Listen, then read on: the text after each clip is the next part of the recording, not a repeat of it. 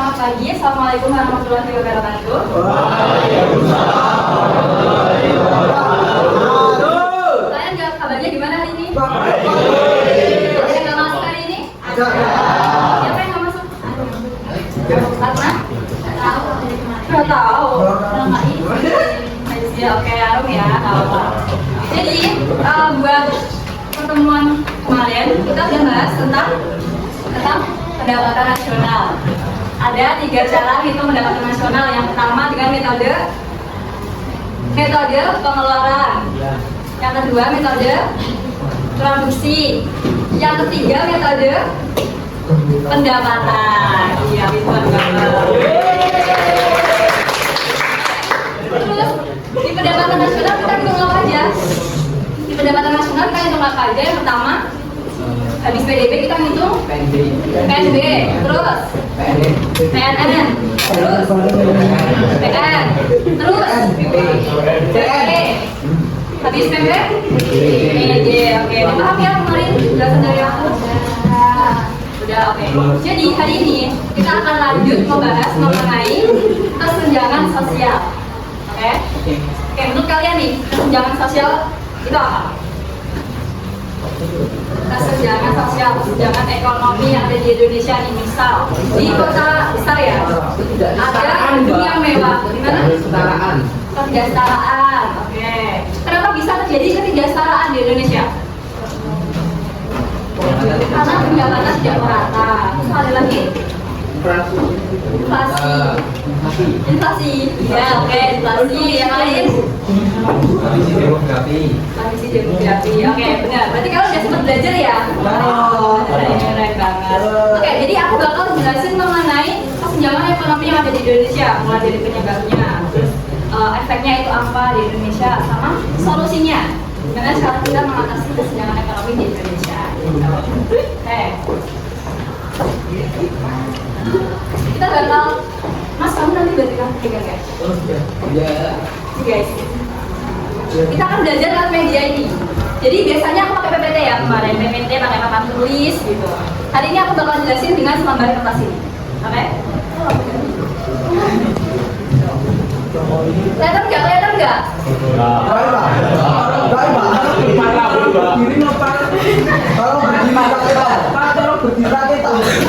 Kelihatan.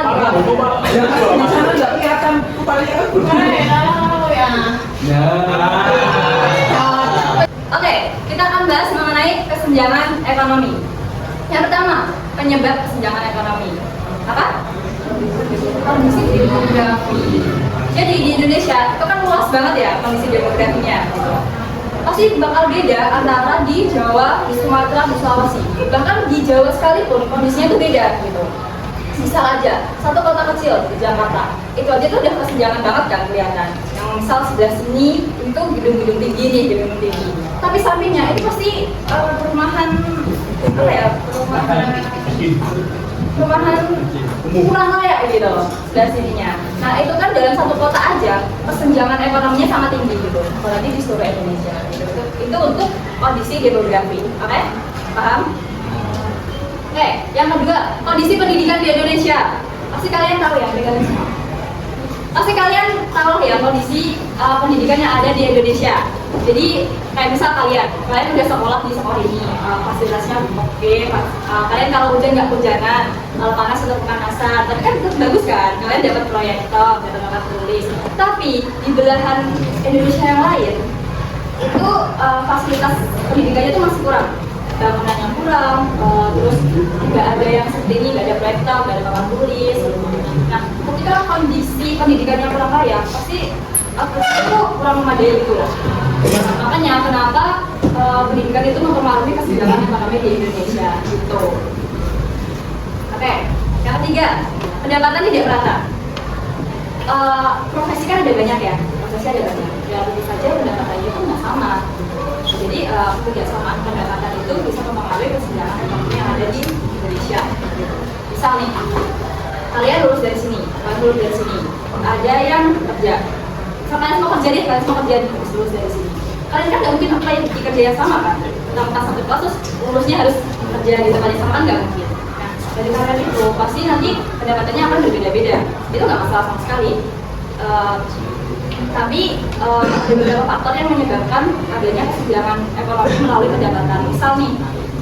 Misal ranknya 5-10 gitu ya gajinya. Ada yang hemat, ada yang konsumtif, ada yang nabung gitu-gitu. Jadi kan itu menyebabkan ketidakseimbangan pendapatan. Paham? Ada yang mau ditanyakan? Belum? Oke, lanjut. Yang ke berapa nih? 4. Kurangnya lakaran pekerjaan. Nah, sekarang kan susah banget ya cari kerja ya. Ada yang nganggur, ada yang tidak kerja gitu. Nah, itu kayak jelas banget ya. Kalau yang nggak kerja pasti nggak punya pendapatan, dan dia tuh bakal jadi kesenjangan ekonomi gitu. Yang punya pendapatan, misal dia bisa beli barang, tapi yang nggak punya kan nggak bisa tuh, dan nggak ada uang gitu. Itu kan udah jelas banget nih ada kesenjangan ekonomi. Ada yang punya uang, dan ada yang nggak punya uang gitu. Oke, paham? Oke, selanjutnya kita akan membahas mengenai ketimpangan pendapatan yang ada di Indonesia. Gimana cara kita mengukur ketimpangan yang ada di Indonesia? Yang pertama, kita pakai bukan kurva ya, rasio Gini. Rasio Gini itu ngitungnya dari 0 ke 1. Kalau mendekati 0, berarti pendapatannya itu merata. Tapi kalau mendekati 1, persebaran pendapatannya itu tidak merata. Paham? Gimana tadi? Kalau mendekati 0 berarti kalau mendekati 1, kalau 0,3,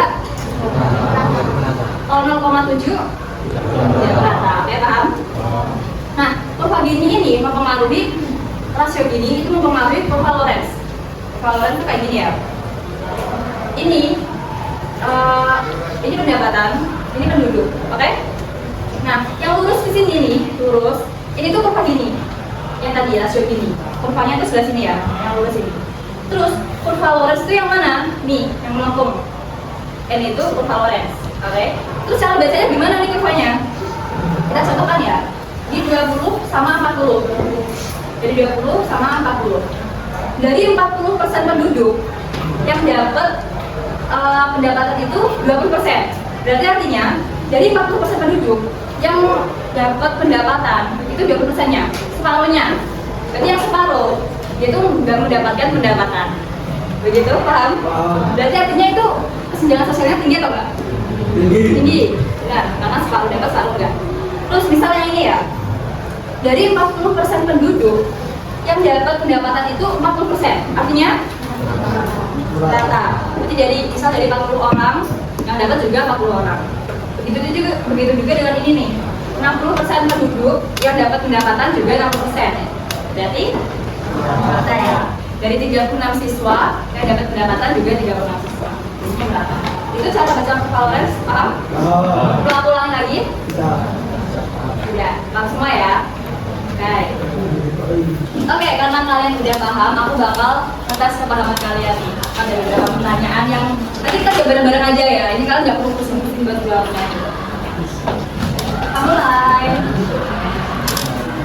Pilih nomor berapa? 9.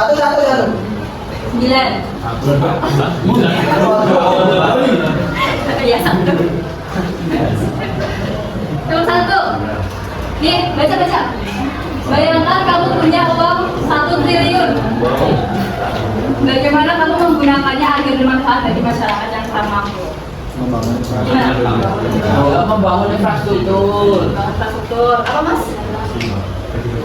Donasi. Ya, donasi mendonasikan kepada orang yang kurang mampu. Yang lain? Membuka lapangan pekerjaan, usaha ya. Bantuan sosial. Terus yang lain? Gak ada yang nggak mau ada yang punya masa putih. Gak mau. Kenapa gak mau? Oke, itu ya. Berarti kalau kalian punya uang 1 T, kalian bakal donasi, bakal melakukan pekerjaan dengan cara membuka usaha, terus bantuan sosial. Apa lagi tadi ya? Apa ya? Aku lupa. Membangun infrastruktur. Oke, keren. Lanjut, mau nomor berapa? 4.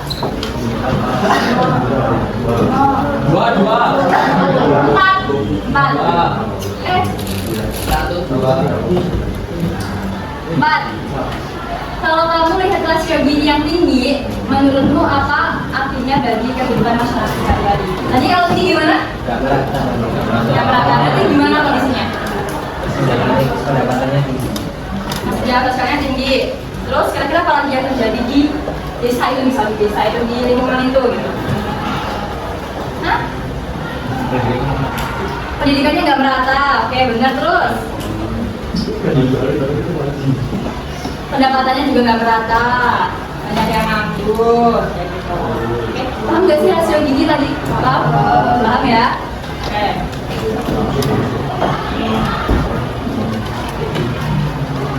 Terus mau nomor berapa? 5. Nih, kita ulangi lagi koefisien Gini. Bagaimana cara menjelaskan koefisien Gini ke teman yang belum paham ekonomi sama sekali? Gimana kalau kalian jelasin? Oke, salah satu. Saya nggak bisa. Oke, katanya tadi paham.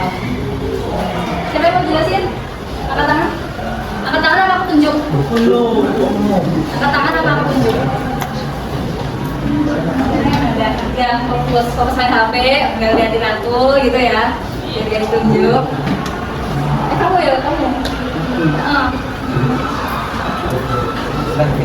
Ya, kalau apa itu tanpa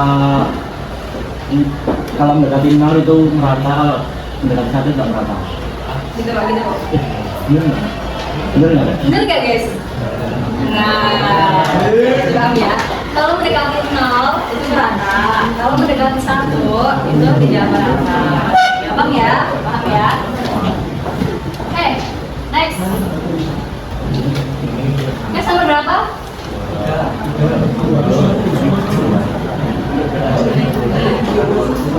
Kalau kamu jadi Menteri Pembangunan, daerah mana yang akan kamu prioritaskan? Pelosok-pelosoknya mana?